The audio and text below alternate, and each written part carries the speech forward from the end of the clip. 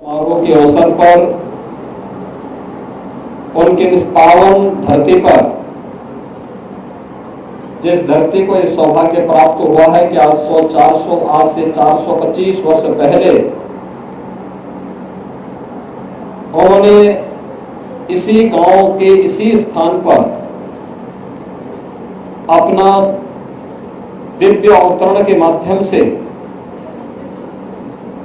तत्कालीन समाज की कुरीतियों को दूर करने के लिए एक दिव्य साधना को आगे बढ़ाने का कार्य किया था। ऐसे पूज्य अघोराचार्य बाबा कीनाराम जी की इस पावन जयंती कार्यक्रम पर मुझे आप सबके बीच आने का सौभाग्य प्राप्त हुआ है।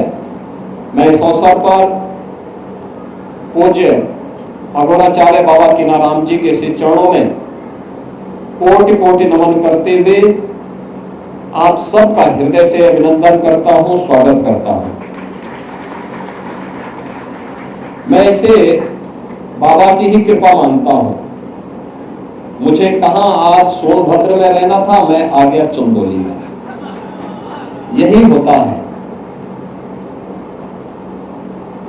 और मेरा मानना है कि बाबा की कृपा के बगैर संभव नहीं था।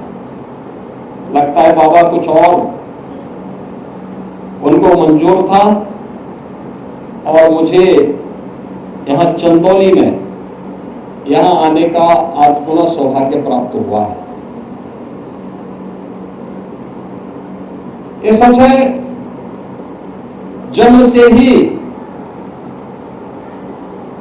वे दिव्य विभूति थी।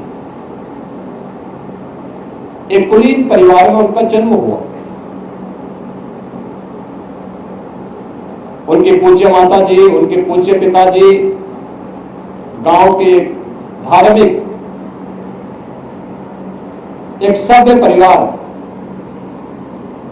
बड़ी शालीनता के साथ अपना जीवन यापन करने वाले, पूरी श्रद्धा भाव के साथ अपना जीवन यापन करने वाले बाबा विश्वनाथ और मां गंगा के प्रति अगाध श्रद्धा रखने वाले ऐसे कुलीन परिवार में पूज्य बाबा कीनाराम जी का जन्म जरूर हुआ।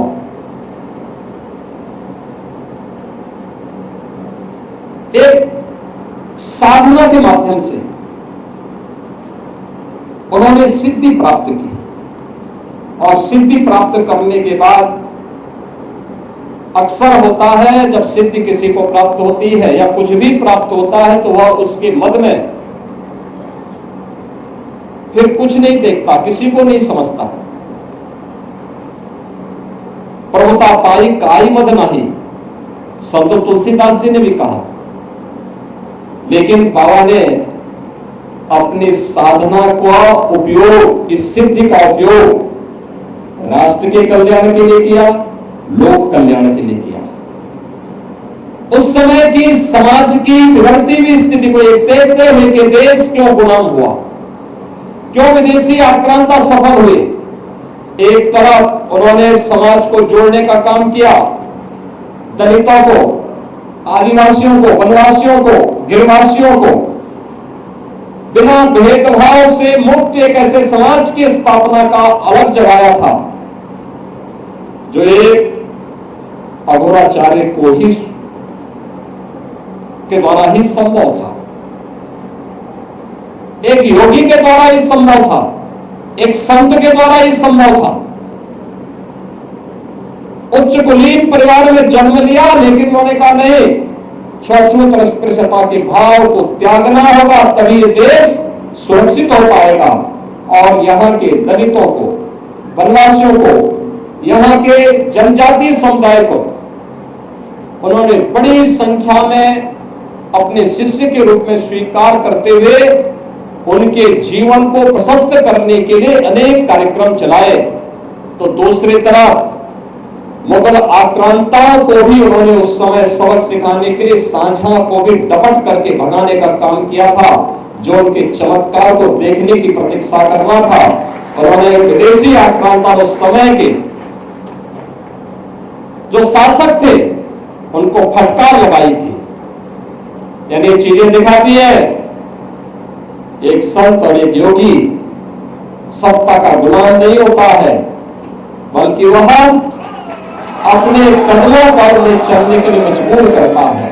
और यही कार्य आज से 425 वर्ष पहले इसी रामगढ़ गांव में जन्मे पूज्य बाबा अघोराचार्य कीनाराम जी महाराज ने अपनी दिव्य साधना के माध्यम से हम सबके सामने प्रस्तुत किया।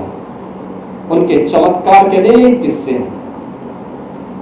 उन्होंने भारत की सभी साधना विधियों को एक साथ जोड़ करके काशी में त्रिकुंड को भी जो पवित्रता प्रदान की वह हम सबके सामने है। हम सब इस बात को जानते हैं, हर व्यक्ति उसका गवाह है। आज भी वह विभूति और दिव्यता वहां पर और इस पूरे स्थान पर उनकी पवित्र साधना स्थली पर भी हम सबको देखने को मिलती है। बहनों और भाइयों, ये मेरा सौभाग्य है कि जब चंदौली में मेडिकल कॉलेज का निर्माण हो रहा था और उस समय यहां के हमारे माननीय सांसद, माननीय विधायक, माननीय सांसद और केंद्रीय मंत्री डॉक्टर महेंद्र नाथ पांडे जी ने, माननीय विधायक श्री सुशील सिंह जी ने, यहाँ के हमारे अन्य जनप्रतिनिधियों ने उस समय मेरे सामने प्रस्ताव रखा था कि बाबा के नाम पर कुछ हो जाए।